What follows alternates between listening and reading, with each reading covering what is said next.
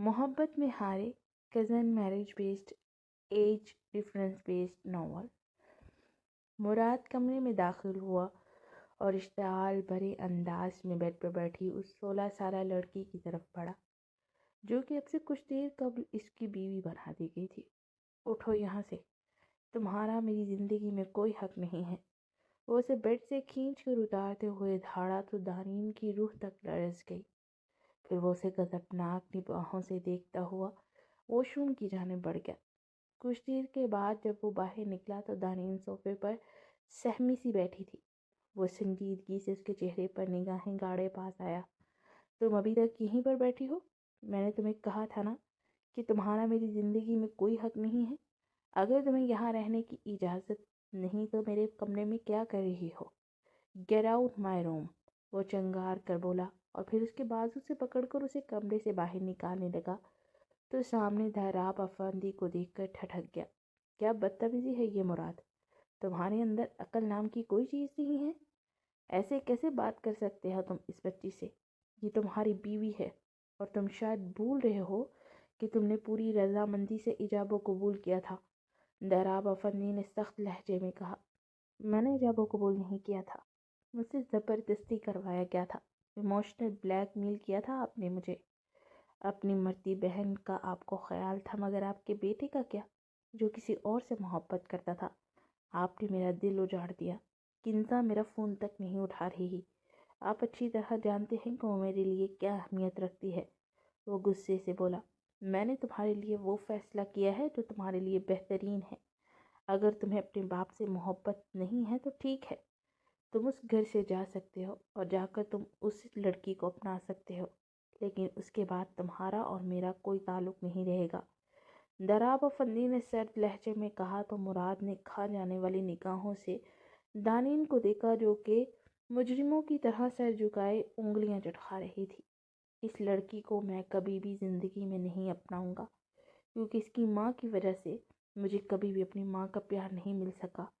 वो दब कर बोला और फिर वो गुस्से से कमरे में वापस पलटा और उसके मुंह पर दरवाज़ा ज़ोर से बंद कर दिया। दराब अफंदी ने लब भींच कर दानीन को देखा, जो कि रो देने के करीब थी।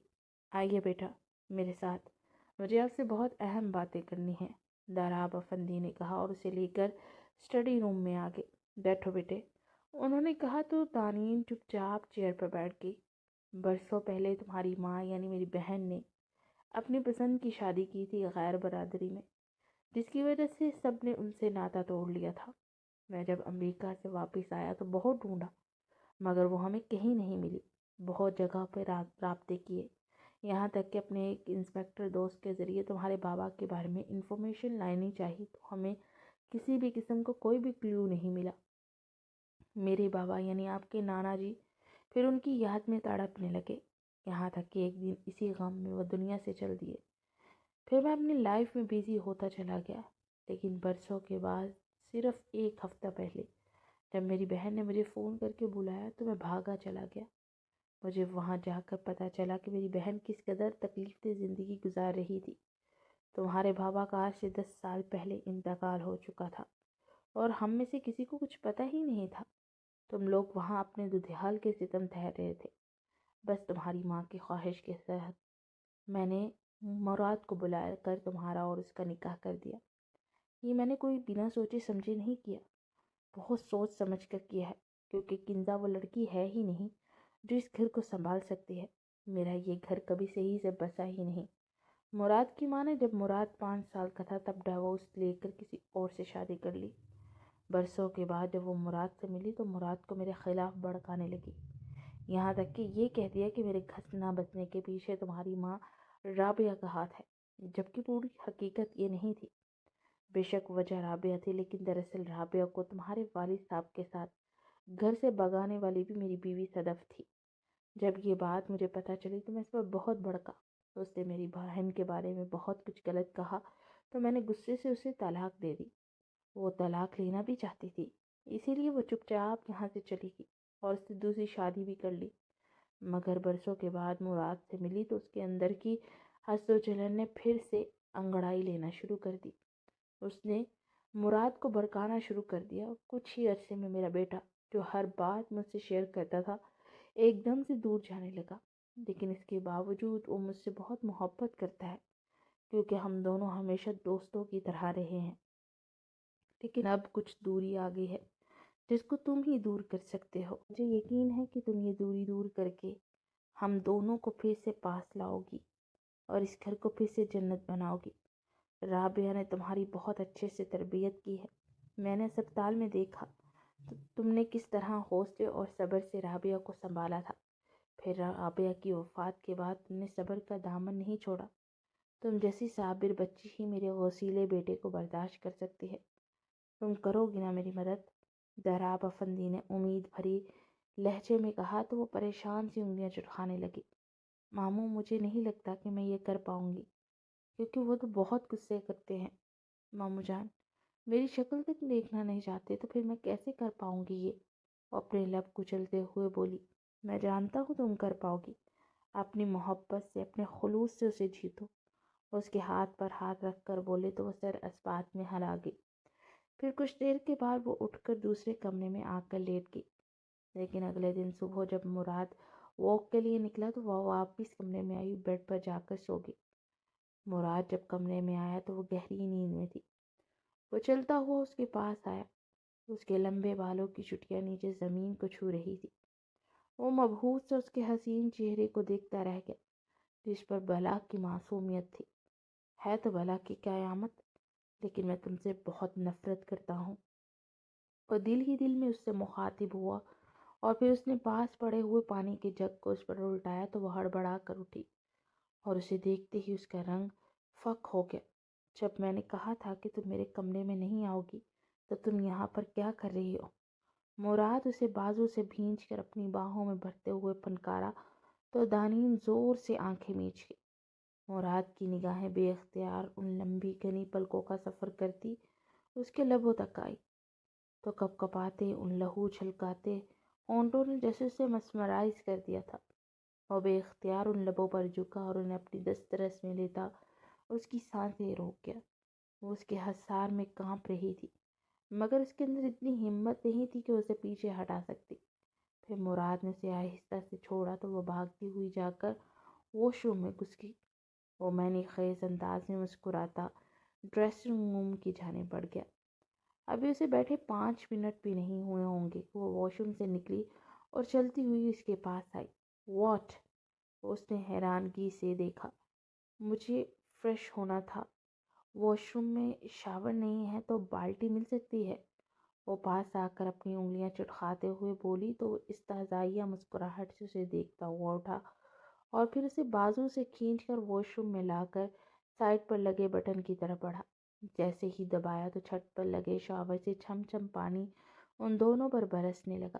وہ ہڑبڑا کر چھت کی جانب دیکھنے لگی۔ سوری، مجھے نہیں پتا تھا کہ شاور ایسے بھی ہوتے ہیں، وہ شرمندہ سی منمناتے ہوئے بولی تو وہ اس کے طبیعی چہرے کی طرف دیکھنے لگا، جس پر پانی کی بوندیں ہیرے کی مانند چمک رہی تھی۔ وہ دھیرے سے موڑی اور اسی وقت اس کا پاؤں پھسلا۔ وہ گرنے ہی والی تھی کہ مراد نے جلدی سے اسے باہوں میں تھام لیا۔ پھر بے اختیار مراد اس کی گردن میں ہاتھ ڈال کر اس کا چہرہ اپنے چہرے کے قریب لاتا پھر سے اس کی نرم لبوں کو اپنی دسترس میں لے گیا۔ وہ اس کی شرٹ کو دبوچے تھر تھر کانپ رہی تھی۔ مراد نے اسے دیوار سے چپکایا اور پھر اس پر شدت نچھاور کرنے لگا۔ پھر باہر فون بجا تو وہ آہستہ سے پیچھے ہوا تو وہ دیوار سے سر ٹکائے گہرے گہرے سانس لے رہی تھی۔ اور اپنے دل کو قابو میں کرتا ہوا باہر نکلا تو کنزا کا فون تھا۔ کدھر تھے تم؟ کب سے فون کر رہی تھی میں تمہیں، مجھے ابھی اور اسی وقت تم سے ملنا ہے۔ وہ دوسری طرف سے فون اٹھاتے ہوئے بولی تو وہ ماتھا متلتے ہوئے صوفے پہ بیٹھ گیا۔ ہاں ٹھیک ہے، میں ملنے آ جاتا ہوں، بتاؤ کہاں آنا ہے؟ وہ سر جھٹک کر بولا۔ میں تم سے سخت ناراض تھی، لیکن اب میں سوچ رہی ہوں کہ تمہیں ایک بار موقع دے دینا چاہیے۔ جس لڑکی کو تم چاہتے ہی نہیں ہو، مجھے یقین ہے تم اس کے ساتھ رہنا بھی نہیں چاہو گے۔ سو مجھے بتاؤ کیا پلان ہے؟ کب دے رہی ہو اسے طلاق؟ وہ تیز لہجے میں بولی۔ نہیں کنزا، ابھی نہیں دے سکتا، ڈیڈ کو برا لگے گا۔ وہ کمزور سے لہجے میں بولا۔ یہ کیا بات ہوئی؟ اب تمہارے ڈیڈ اگر مجھے چھوڑنے کا کہیں گے تو وہ بھی کرو گے کیا؟ दूसरी तरफ से वो इंतहाई गुस्से से बोली, तुम अच्छी तरह से जानती हो कि मैं ऐसा कभी नहीं करूँगा। मैंने इतनी देर से तुम्हारे लिए लड़ाई की है। वो नहीं राज़ी हुए थे, लेकिन मैंने साफ साफ रात को भी उन्हें कह दिया है कि मैं किंजा के अलावा किसी से मोहब्बत नहीं करता। और रही वो लड़की, मेरे सर्द रवैये से वो जल्द अज जल्द मेरी ज़िंदगी से खुद ब खुद चली जाएगी। वो खुद इस घर से दम दबा कर भागेगी, ये मेरी गारंटी है। महाराज ने कहा, ओके फाइन, लेकिन फ़िलहाल मुझे तुमसे मिलना है। मैं इस वक्त सवात में हूँ एक शूटिंग के सिलसिले में, तो इसीलिए तुम यहीं पर रहे आ जाओ। वो बोली, हाँ वो तो मैं आ ही जाऊँगा, लेकिन मुझे एक डील फाइनल करनी है, तो कल मिलते हैं। मुराद ने कहा, नहीं अभी और इसी वक्त निकल कर आओ और शाम तक पहुंच जाओ यहाँ पर, क्योंकि मैंने एक पार्टी ऑर्गेनाइज की है और हम दोनों एज अ कपल वहाँ पर शामिल होंगे। दूसरी तरफ से किंदा ने कहा तो वो कुछ तजब्जुब के बाद उसने हाँ बोलते हुए कॉल काट दी। दानीन के फ्रेश होने के बाद वो भी वॉशरूम की जानिब बढ़ गया। थोड़ी देर के बाद वो फ्रेश होकर नीचे आया तो दानीन और दाराब अफंदी डाइनिंग हॉल में उसी का इंतज़ार कर रहे थे। अरे भाई यार, पहले ही नाश्ता बहुत लेट हो चुका है और ऊपर से तुमने इतना टाइम नहाने पे लगा दिया। बूढ़े बाप पर तरस खा लिया करो, दाराब अफंदी ने कहा। मुझसे ज़्यादा यंग दिखते हैं आप। खुद को बूढ़ा बूढ़ा कहकर अंडर एस्टिमेट मत की लिया करें खुद को। वो संजीदगी से बोलता हुआ उनके पास वाली चेयर पर बैठ गया। अच्छा डैड, मुझे ना सवात जाना है एक मीटिंग के सिलसिले में, तो बस मैं निकलने वाला हूँ। वो बोला तो दाराब अफंदी चौंक गए। अरे वाह, ये तो बहुत अच्छी बात है। मैं पहले ही सोच रहा था कि तुम लोगों को हनीमून पर कहाँ भेजा जाए। बस फिर हमारी बेटी भी तैयारी करे और चले आपके साथ सवात। वो बोले, क्या हो गया आपको डैड? मैं उसे नहीं साथ लेकर जा सकता, और मैं वहाँ पर हनीमून पर नहीं जा रहा, अपने एक होटल की डील के लिए जा रहा हूँ। हाँ प्लीज़, आप मुझे इस चीज़ पर मत लगाइएगा, मुझे अपने काम पर फोकस करना है। वो गुस्से से बोला, हाँ तो तुम अपना काम करते रहना, बीच में जब फुर्सत मिलेगी तो हमारी बेटी को सवात की भी सैर करवा देना। वो बोले तो वो दिल ही दिल में झंझला सा उठा था। फिर मजबूरन वो उसे लेकर जाने की हामी भर गया। 12 बजे वो दोपहर को निकले और रात को 8 बजे वो होटल पहुंच चुके थे। उनकी ऑलरेडी होटल में बुकिंग हो चुकी थी। वो लोग कमरे में आए तो पूरा कमरा रेड रोजेस से महक रहा था। वो दिल ही दिल में झंझलाता हुआ वॉशरूम की जाने बढ़ गया। कुछ देर के बाद वो बाहर निकला तो दानीन सोफे पे चुपचाप बैठी थी। जाओ जाकर कपड़े चेंज कर लो, और हाँ मैं कुछ देर के लिए बाहर जा रहा हूँ तो लेट हो जाऊँगा, वो बोला और फिर किंजा से मिलने के लिए निकल गया। डिनर उसी के साथ करने के बाद वो रात को तकरीबन 12 बजे अपने रूम में पहुंचा तो दानीन सोफे पे बैठी रो रही थी। ए हेलो, क्या हुआ? उसने जाकर पुकारा तो वो जल्दी से उठकर उसके गले लगी हिचकियों से रो दी। वो साकित सा रह गया। अरे क्या हुआ? वो चाहने के बावजूद अपना लहजा सख्त न कर पाया था। वो मुझे अकेली को बहुत डर लग रहा था। मुझे लगा कि आप मुझे छोड़कर चले गए हैं।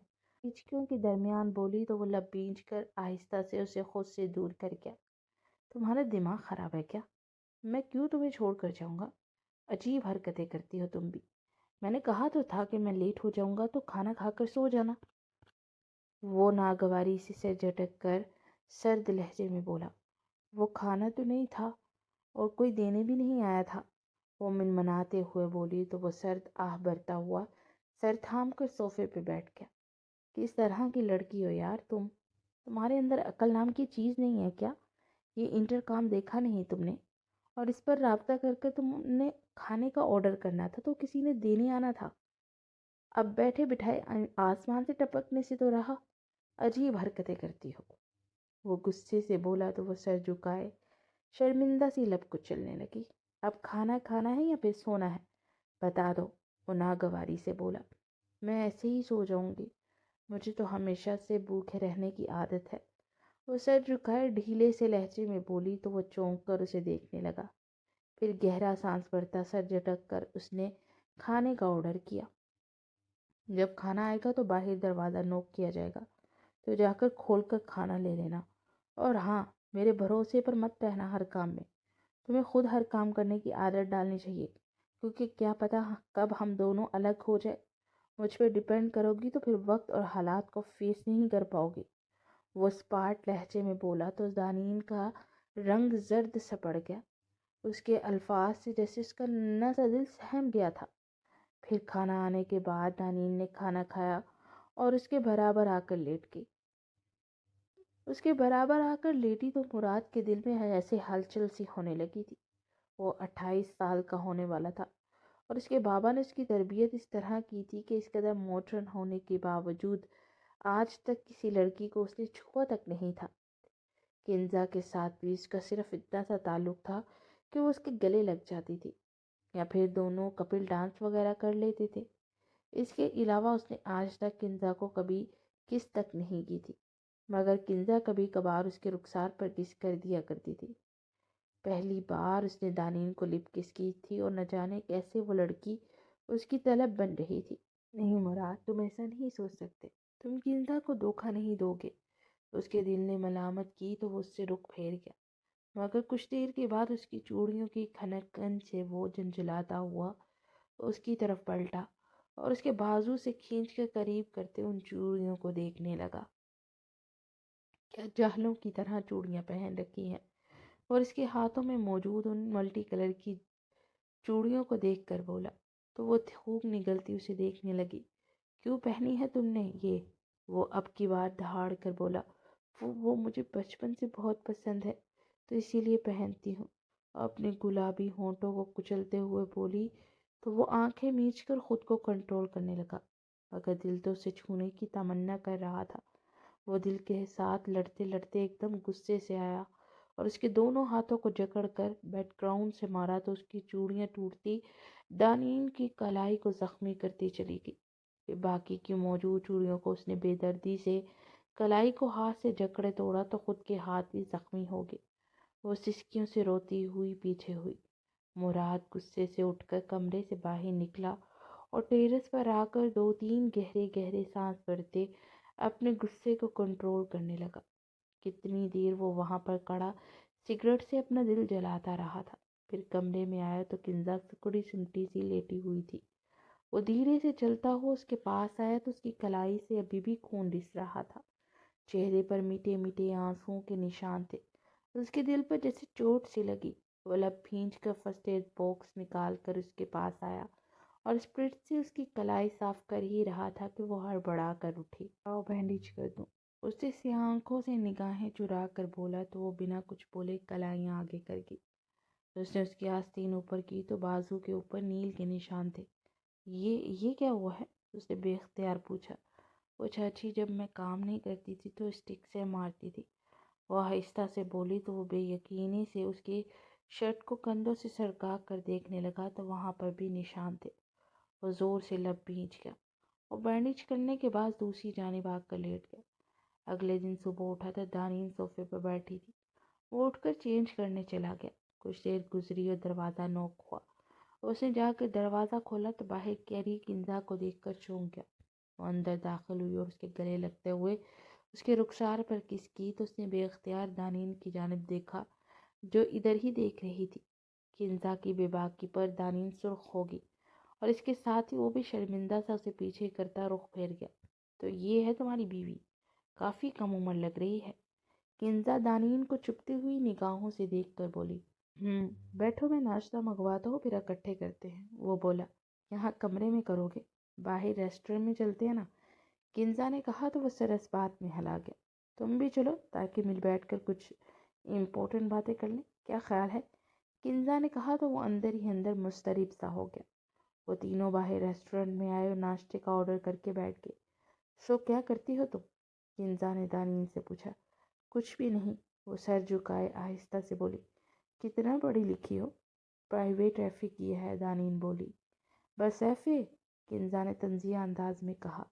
جی وہ ابھی پڑھنا ہے، جب رزلٹ آئے گا، دانین نے کہا۔ اتنا لیٹ ایف اے؟ میری عمر 16 سال ہے اور اتنی عمر میں ہی ایف اے ہوتا ہے، وہ بولی تو کنزا چونک گئی۔ لگتی تو نہیں ہو کہ تم 16 سال کی ہو، مجھے تو لگا کہ 20-22 کی ہوگی۔ تمہارا کٹ کاٹ کافی اچھا ہے نا؟ کنزا نے حسد و جلن سے اسے دیکھتے ہوئے کہا، ماڈلنگ کے بارے میں کیا خیال ہے؟ اچھی ماڈل بن سکتی ہو تم؟ کنزا نے کہا، نہیں، مجھے ماڈلنگ نہیں آتی۔ وہ آہستہ سے بولی، بس کر دو، کتنے سوال جواب کرو گی؟ اکتا گیا ہوں میں۔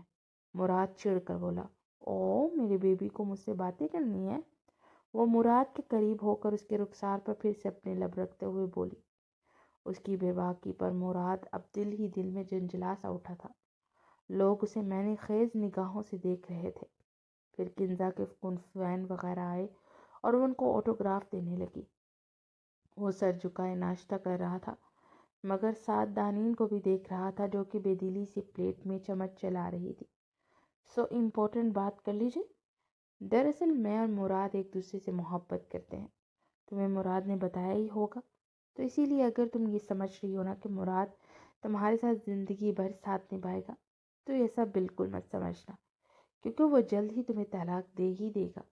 اس کے بعد تم اپنے راستے اور پھر مراد اور میری شادی ہوگی۔ باقی اگر تم کسی اور کو پسند کرتی ہو تو تم ہمیں بتا سکتی ہو۔ کوئی لڑکا ہے کیا تمہاری زندگی میں؟ کنزا نے اس سے غور سے دیکھتے ہوئے کہا، نہیں، کسی کو پسند نہیں کرتی، اور نہ ہی میں ایسی لڑکی ہوں۔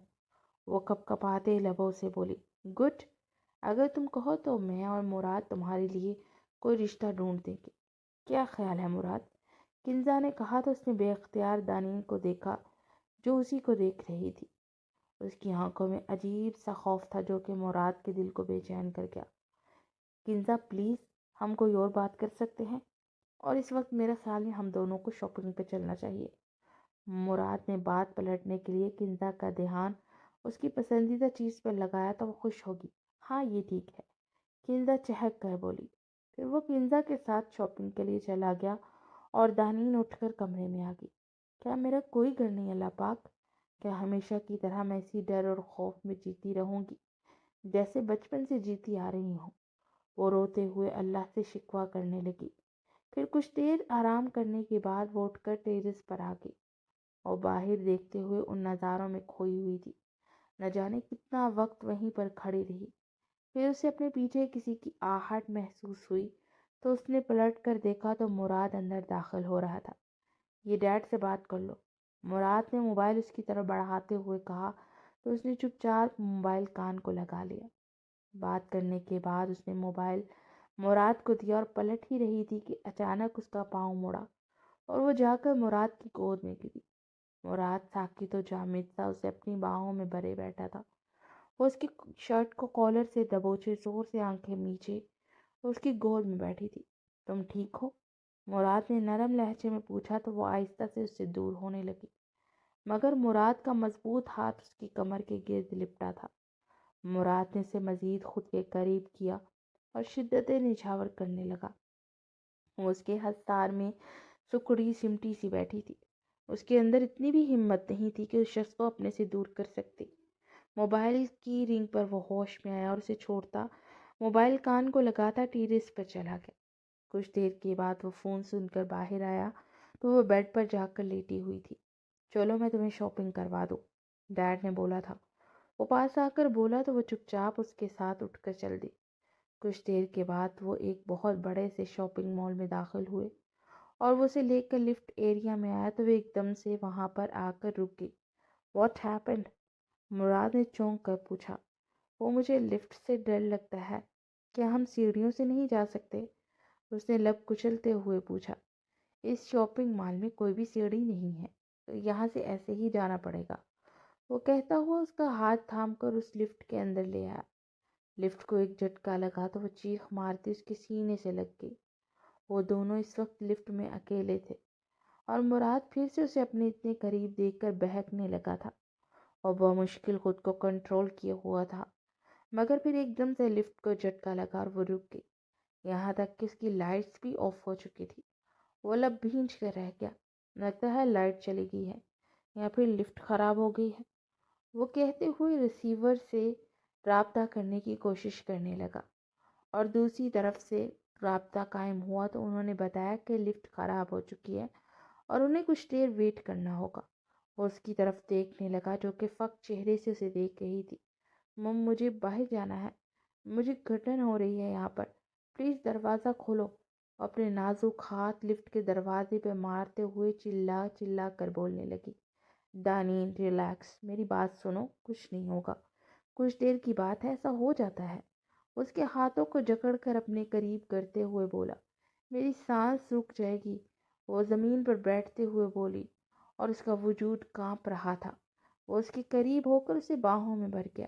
میری طرف دیکھو دانین، اس کی تھوڑی سے تھامتے ہوئے اس کا چہرہ اوپر کرتے ہوئے بولا تو اس نے آنسو بھری نگاہوں سے اسے دیکھا۔ اچھا مجھے اپنے بارے میں بتاؤ، تمہیں کیا کیا پسند ہے؟ وہ اس کا ذہن بٹانے کے لیے بولا، مجھے کچھ نہیں پسند، پلیز دروازہ کھول دیجیے، مجھے باہر جانا ہے، مجھے اندھیرے سے بہت ڈر لگتا ہے۔ وہ روحانسی ہو کر بولی، کیوں ڈر لگتا ہے مجھے بتاؤ، میں ہوں نا یہاں پر، تم اکیلی نہیں ہو۔ اس کا چہرہ ہاتھوں میں بھرے ہوئے بولا، وہ چاچی مجھے کمرے میں بند کر دیتی تھی جب ماما جاب پر جاتی تھی، بہت مارتی تھی وہ ہچکیوں کے درمیان بولی تو وہ لب بھینچ کر رہ گیا۔ ڈونٹ وری، اب کوئی تمہیں کچھ نہیں کہے گا، میں ہوں نا۔ اسے اپنے سینے سے لگاتے ہوئے اس کے بالوں کو سہلانے لگا۔ کچھ ہی دیر میں وہ پرسکون ہو چکی تھی۔ پھر 10 منٹ کے بعد لفٹ کو جھٹکا لگا اور پھر سے وہ چلنے لگی۔ لفٹ کے رکتے ہی وہ لوگ اوپر پہنچے تو باہر مینیجر اور دوسرے لوگ کھڑے تھے۔ کس قدر غیر ذمہ دار سٹاف ہے آپ کا، لفٹ خراب ہے تو بتانا چاہیے نا۔ وہ دہاڑا، ہمیں نہیں معلوم تھا سر کہ لفٹ خراب ہے اور یہ ایک دم سے خراب ہوئی ہے، ہم آپ سے بہت شرمندہ ہیں سر، مینیجر نے کہا تو وہ سر جھٹک کر اس کا ہاتھ تھامے آگے بڑھ گیا۔ پھر وہ شاپنگ کرنے کے بعد باہر آئے۔ تم یہاں پر کھڑی ہو، میں گاڑی نکال کر لاتا ہوں۔ وہ بولتا ہوا پارکنگ ایریا کی جانب بڑھ گیا۔ وہ چپ چاپ ایک سائڈ پر کھڑی تھی کہ کچھ لڑکے آ کر اسے چھیڑنے لگے۔ وہ ہڑبڑا سی گئی، اپنی گاڑی نکال کر باہر آیا تو ایک لڑکا دانین کا دوپٹہ کھینچ رہا تھا۔ وہ گاڑی سے اتر کر تیزی سے پاس آیا اور کالر سے پکڑتے اس لڑکے کو گھسیٹ کر سامنے کرتے اس کے چہرے پر زوردار تھپڑ دے مارا۔ پھر کچھ ہی دیر میں وہ ان لڑکوں کے ساتھ بھڑ چکا تھا۔ وہ سہمی سی ایک سائڈ پہ کھڑی تھی۔ پھر ایک لڑکے نے پسٹل نکال کر مراد پر گولی چلا دی اور وہ کراہتا ہوا زمین پر بیٹھ گیا اور دانین کانوں پر ہاتھ رکھے چیخیں مارنے لگی۔ اس کی چیخوں کی آواز سن کر وہاں موجود گارڈز جلدی سے بھاگے چلے آئے تھے اور لڑکے انہیں دیکھ کر جلدی سے بھاگ گئے۔ دانین تیزی سے اس کے پاس آئی اور اس کے بازو سے بہتے خون کو دیکھ کر مزید شدت سے رونے لگی۔ پھر وہاں ایک آدمی نے انہیں ہاسپٹل پہنچایا۔ گولی کندھے کے اوپر لگی تھی اور اندر ہی تھی۔ آپریشن کے بعد گولی تو نکال دی گئی مگر وہ ابھی تک میڈیسن کے زیر اثر سو رہا تھا۔ دانین اس کے پاس بیٹھی نہ جانے کیا پڑھ پڑھ کر اس پر پھونکے مار رہی تھی۔ اس کے دل کے اندر ایک خوف سا سرایت کر رہا تھا، اسے کھو دینے کا خوف۔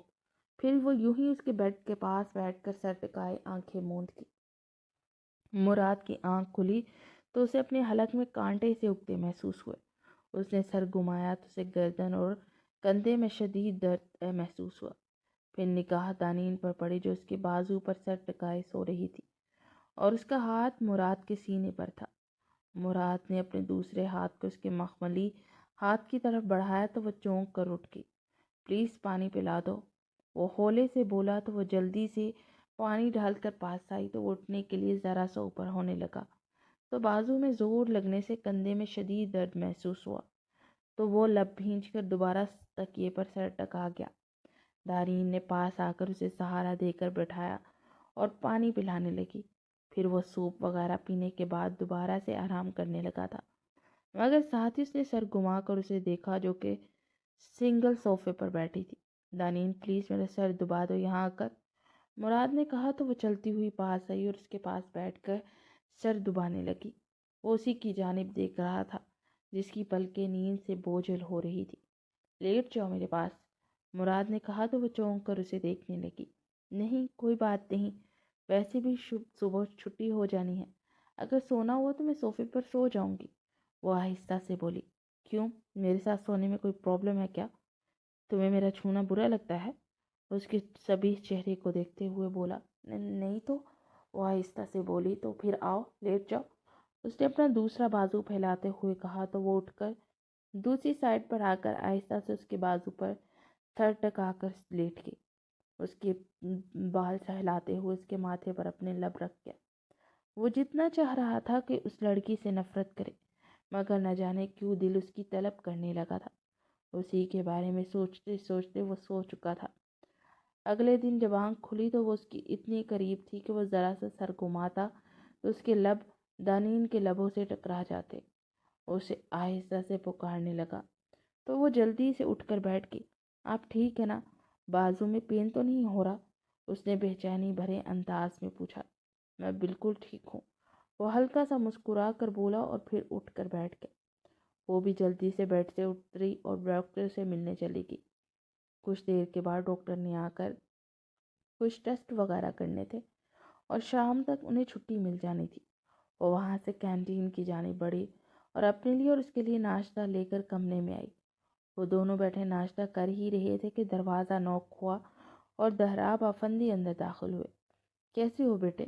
مجھے رات کو ہی میسج ملا، میں تو اتنا پریشان ہو گیا اور رات کو ہی چل پڑا، وہ بےتابی بھرے لہجے میں بولے۔ کچھ نہیں ہوا ڈیڈ، میں بالکل ٹھیک ہوں، وہ آہستہ سے بولا۔ آپ بھی مامو جان ناشتہ کر لیجئے، وہ جلدی سے اٹھتے ہوئے بولی۔ ارے نہیں نہیں بیٹے، آپ کرو، میں بعد میں کر لوں گا، دہراب افندی نے کہا، مگر وہ انہیں فورس کرنے لگے تو وہ چپ چاپ ان کے ساتھ بیٹھ کر کھانا کھانے لگے۔ پھر وہ بیٹھے باتیں کر ہی رہے تھے کہ کنزا اور صدف اندر داخل ہوئے۔ میرے بچے کیسے ہو تم؟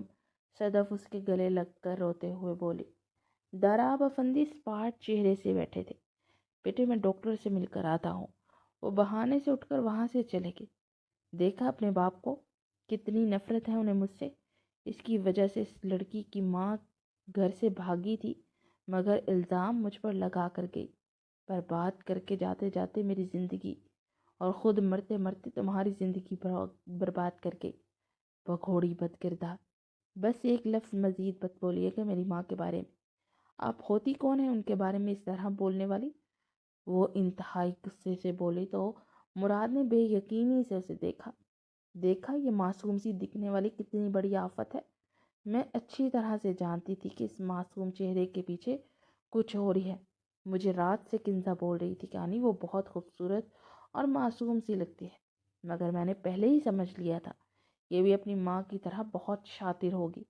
دیکھو نا، مرنے سے پہلے کتنی بڑی چال کھیل گئی، میرے بچے کی زندگی برباد کر دی اور ساتھ میں شامل کر لیا تمہارے باپ کو، جبکہ وہ جانتا تھا کہ تم کنزا کو پسند کرتے ہو۔ صدف نے اسے تنفر بھری نگاہوں سے دیکھتے ہوئے کہا۔ وہ سرخ چہرے کے ساتھ بس مراد کو ہی دیکھے جا رہی تھی۔ میں نے آپ کے بیٹے کو منع نہیں کیا، وہ اب بھی چاہے تو آپ کی بھانجی سے شادی کر سکتے ہیں۔ جب مراد کچھ نہیں بولا تو وہ انتہائی غصے سے بولی اور پھر غصے سے باہر نکلی تو سائڈ پہ کھڑے دہراب افندی نے اسے سنجیدگی سے دیکھا۔ وہ روتی ہوئی سامنے بینچ پر بیٹھ گئی۔ بہت غلط کر دیا آپ نے، صورت کو سچا کر دیا۔ مراد کے دل میں جو تھوڑی بہت آپ کے لیے محبت پیدا ہو رہی تھی وہ بھی ختم ہو گئی ہوگی۔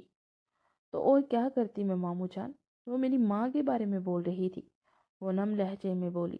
میں جانتا ہوں کہ آپ کے لیے یہ سہنا بہت مشکل تھا، مگر ہر چیز کا ایک وقت ہوتا ہے بیٹے، اور اس عورت کے کہنے سے کچھ نہیں ہوتا۔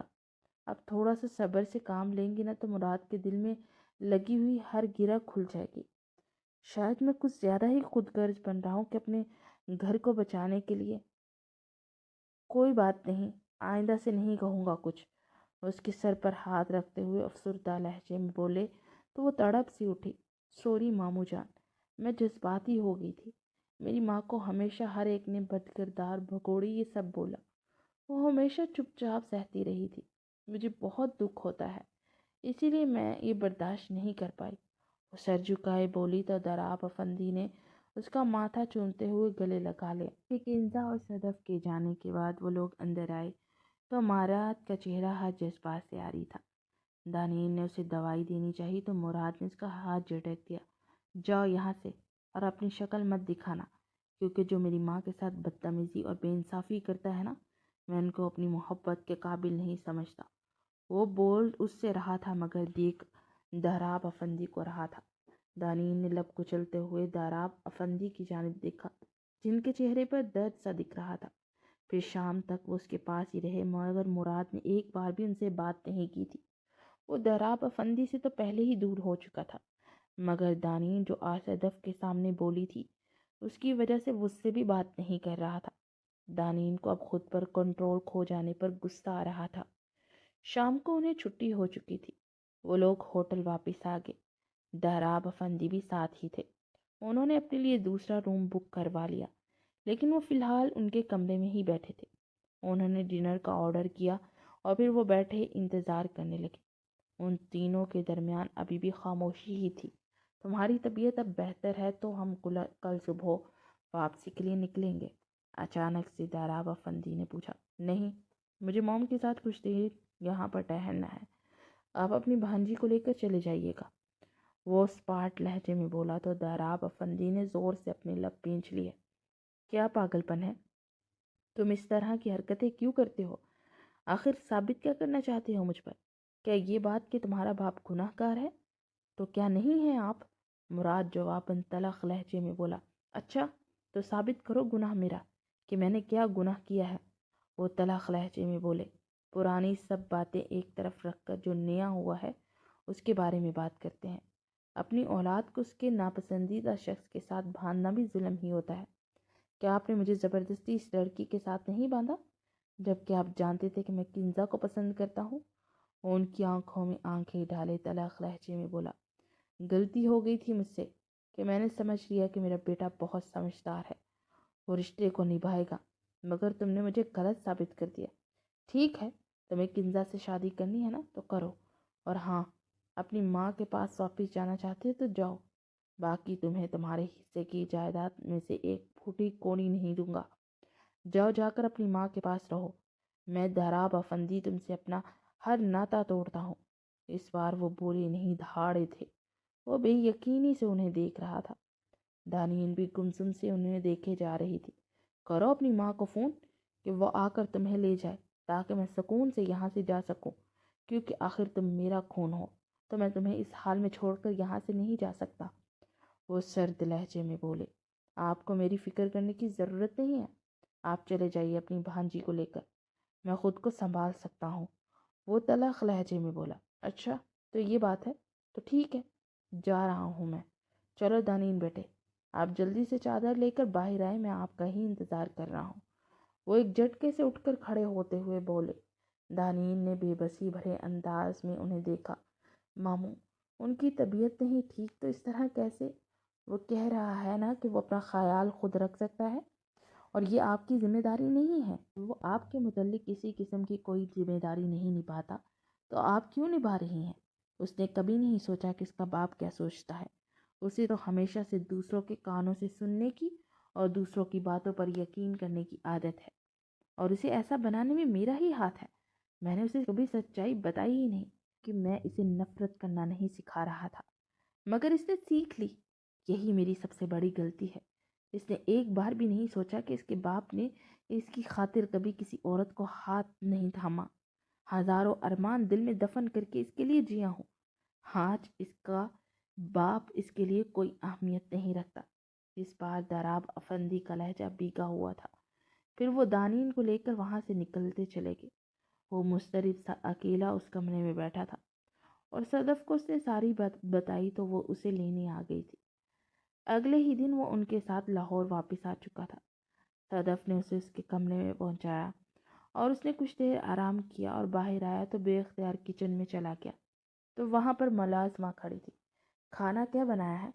اس نے پوچھا تو ملازمہ نے حیرانگی سے اسے دیکھا۔ وہ آج تو کھانا نہیں بنا، صرف ملازم حضرات کے لیے بنا ہے۔ دراصل آج میڈم اور سر کی اینیورسری ہے تو وہ لوگ باہر گئے ہیں، ملازمہ نے کہا تو وہ لب بھینچ کر رہ گیا۔ آپ لوگ اپنے کھانے میں سے ہی مجھے دے دیجیے۔ وہ اپنا دکھتا سر دباتا ہوا ٹیبل پر بیٹھ گیا۔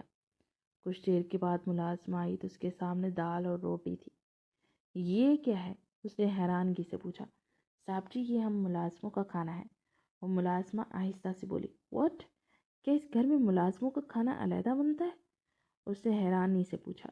جی صاحب جی، ہم لوگوں کے لیے کوئی دال روٹی اور کبھی کوئی سبزی روٹی بن جاتی ہے، اور صاحب لوگوں کے لیے دوسرے والا کھانا بنتا ہے، ملازمہ نے آہستہ سے جواب دیا تو وہ لب بھینچ کر اس دال روٹی کو کھانے لگا۔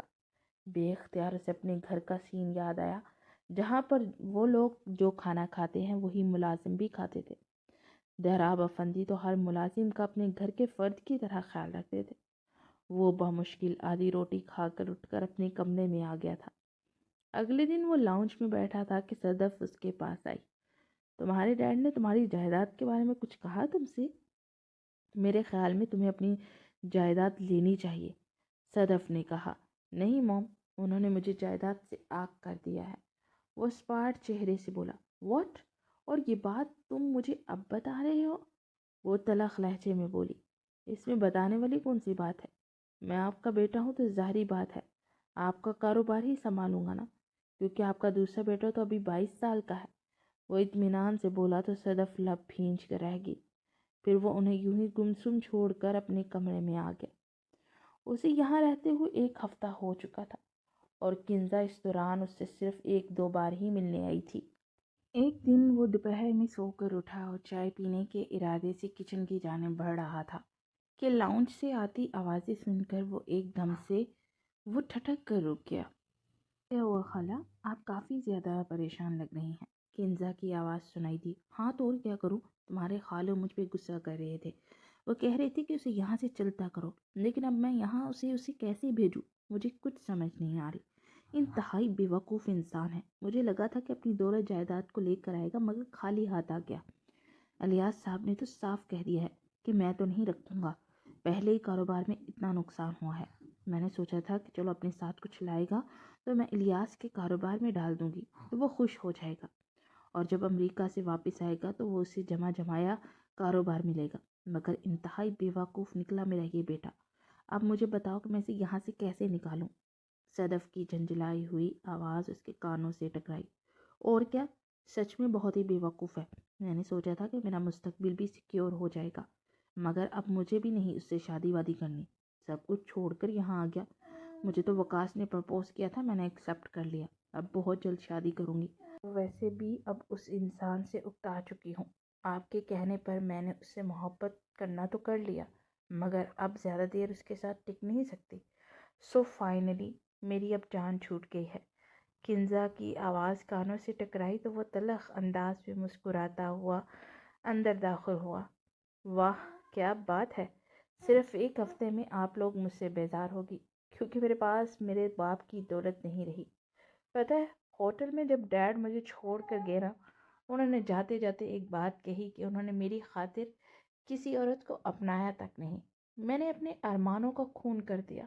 میں نے سوچا اور بہت سوچا کہ ایک طرف آپ ہیں جنہوں نے اپنا گھر بسایا، آپ کا بیٹا اور شوہر ہے، آپ تو ایک پرفیکٹ لائف جی رہی ہیں، اور دوسری طرف میرے ڈیڈ جنہوں نے ایک پوری زندگی میرے نام کر دی۔ اگر وہ بھی چاہتے نا تو مرد ہونے کے ناطے دوسری شادی کر لیتے، انہیں کوئی بھی ہنس کر اپنی بیٹی دے دیتا، مگر انہوں نے ایسا نہیں کیا کہ کہیں مجھ پر کوئی ایسی سوتیلی ماں مسلط نہ کر دی جائے جو مجھ پر ظلم ڈھائے۔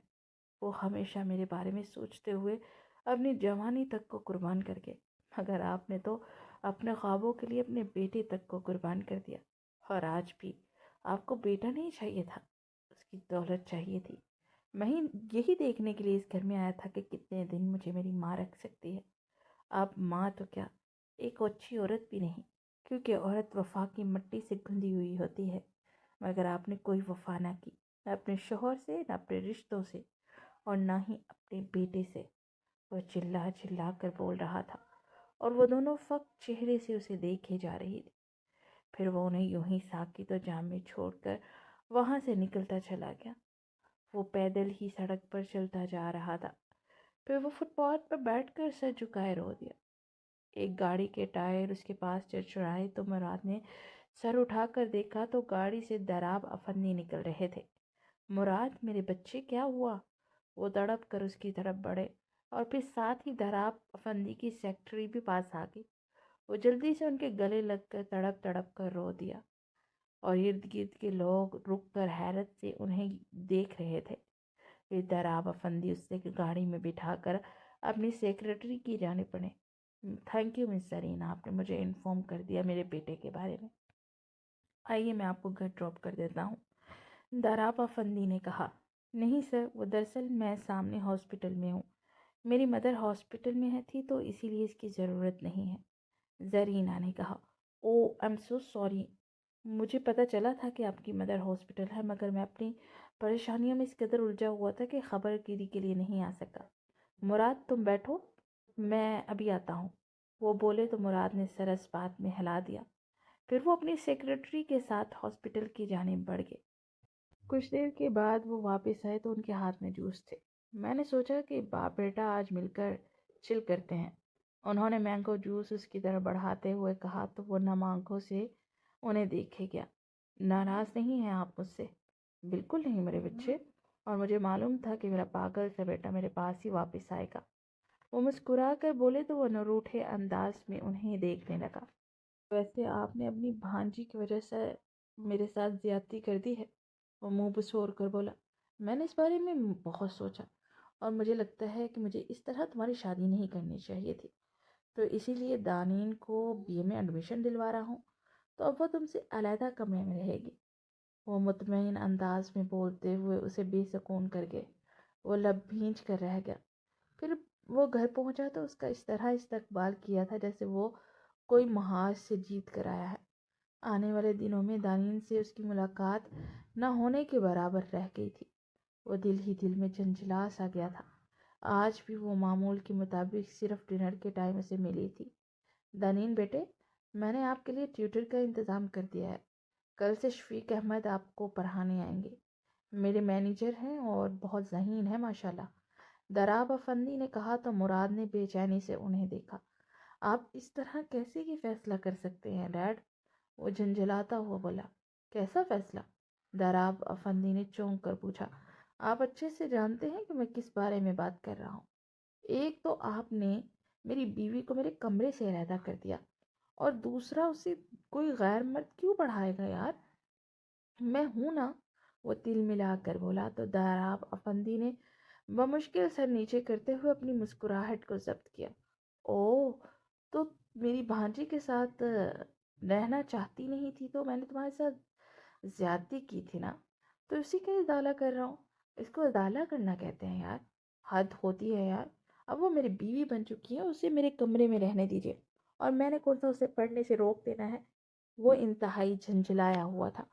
نہیں، وہ صحیح سے پڑھ نہیں پائے گی، تم اسے ڈسٹرب کرو گے، دراب افندی نے کہا تو وہ مزید تپ گیا۔ آپ فکر مت کیجیے، میں آپ کی بھانجی کو بالکل بھی کچھ نہیں کہوں گا، بس اب آپ مجھے میری بیوی واپس کر دیجیے۔ گزارش ڈال رہا ہوں آپ کے سامنے، ورنہ اٹھا کر لے جاؤں گا۔ اس نے اس بار بغیر کسی لگی لپٹی کے کہا تو دراب افندی کا فلک شگاف کہا گونج اٹھا۔ میرا مذاق اڑا رہے ہیں؟ بالکل نہیں بیٹے، میں تو تمہاری بےتابی پر ہنس رہا ہوں کہ کہاں میرا بیٹا جس لڑکی کو اپنے کمرے میں بھی نہیں رکھنا چاہتا تھا، اب زبردستی اپنے کمرے میں رکھنا چاہتا ہے۔ وقت وقت کی بات ہے، دراب افندی نے کہا۔ کوئی بات نہیں، ہنس لیجئے، کیونکہ میں بھی آپ کا بہت جلد انتظام کرنے والا ہوں، وہ منہ بنا کر بولا۔ کیسا انتظام؟ دراب افندی چونک کر پوچھنے لگے۔ آپ کے سر پر صحرا سجانے کا۔ یہ پہلا بیٹا ہوگا جو کہ اپنے بیٹے کے لیے، اپنے باپ کے لیے رشتہ لے کر جائے گا، وہ بھی مس زرینہ کے ہاں۔ وہ اطمینان بھرے لہجے میں بولا تو دراب افندی کے حلق میں نوالا اٹک گیا۔ کیا بول رہے ہو؟ فضول بکواس مت کرو، یہ میری شادی کرنے کی کوئی عمر ہے؟ وہ نگاہیں چرا کر بولا۔ اگر محبت کرنے کی عمر ہے تو شادی بھی کر ہی سکتے ہیں نا، کوئی پرابلم ہے آپ کو؟ وہ بھی انہی کا بیٹا تھا۔ ارے میں نے کس سے محبت کر لی؟ ایسا کچھ نہیں ہے، فضول میں اندازے مت لگایا کرو۔ وہ ہنوز نگاہیں چرا رہے تھے۔ اچھا، اگر یہ بات ہے تو میری آنکھوں میں آنکھیں ڈال کر ایک بار کہہ دیجئے کہ آپ کو مس زرینہ پسند نہیں ہے۔ پھر میں آپ کی بات پر یقین کر سکتا ہوں، اچھے سے دیکھ رہا ہوں میں پچھلے کئی دنوں سے، روز ہاسپٹل کے چکر لگ رہے ہیں، ان کی والدہ ماجدہ کو متاثر کرنے کی کوشش کر رہے ہیں۔ گیا تھا میں بھی ان سے ملنے، انہوں نے کہا کہ آپ کے بڑے بھائی کا بہت شکریہ کہ وہ اتنا دھیان رکھتے ہیں، اور یہ بھی پوچھا کہ شادی شدہ ہے آپ کے بڑے بھائی۔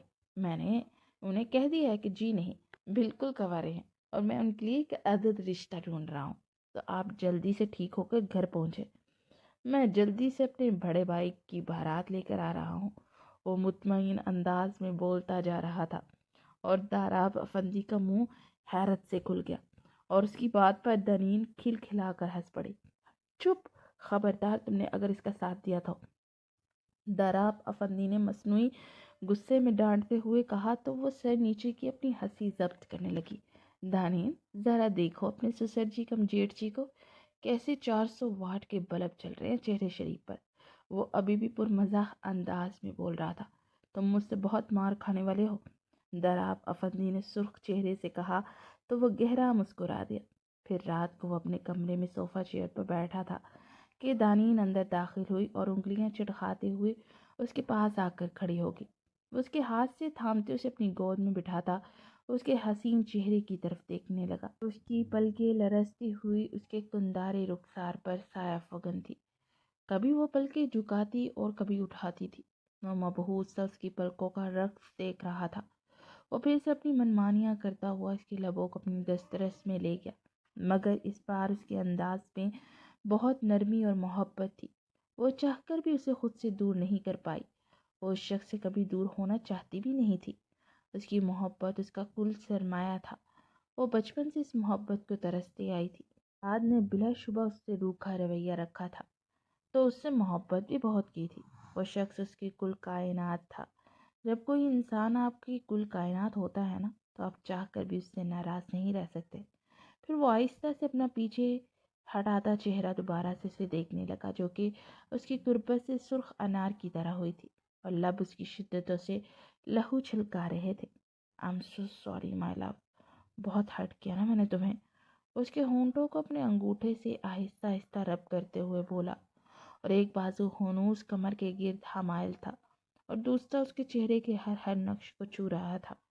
نہیں تو میں آپ سے کیسے ناراض ہو سکتی ہوں؟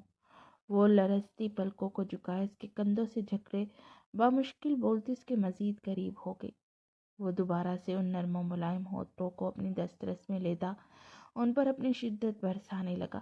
پھر وہ اس سے ہلکی پھلکی گستاخیاں کرنے لگا اور اس گستاخیوں سے گھبرا کر وہ اس کے سینے میں چہرہ چھپا گئی۔ آج مجھے مت روکو میری جان۔ وہ اس کے ماتھے پر بوسہ دیتا ہوا اسے خود میں بھینچ گیا، پھر یوں ہی گود میں اٹھائے بیڈ پر آتا اس کے پہلو میں لٹاتے اس پر اپنی شدتیں نچھاور کرتے ہوئے اس پر اپنا حق جتاتا چلا گیا۔ صبح کو اس کی آنکھ کھلی تو وہ پرسکون سی اس کے سینے پر سر رکھے سو رہی تھی۔ اسے سر گھما کر ٹائم دیکھا تو 8:15 ہو رہے تھے۔ دانین، میری جان، تمہیں کالج نہیں جانا؟ اس کا رخسار تھپ تھپا کر بولا۔ نہیں، آج میرا بالکل بھی جانے کا موڈ نہیں ہے۔ آپ نے پوری رات جگایا، میری نیند نہیں پوری ہوئی، وہ غنودگی میں بولی تو مراد بھی مبہم سا مسکراتا ہوا اس کی کمر میں ہاتھ ڈال کر اسے اپنے اوپر گرا گیا۔ چلو پھر ٹھیک ہے، آج میں بھی اپنے آفس سے چھٹی کر لیتا ہوں اور ہم چھٹی مناتے ہیں۔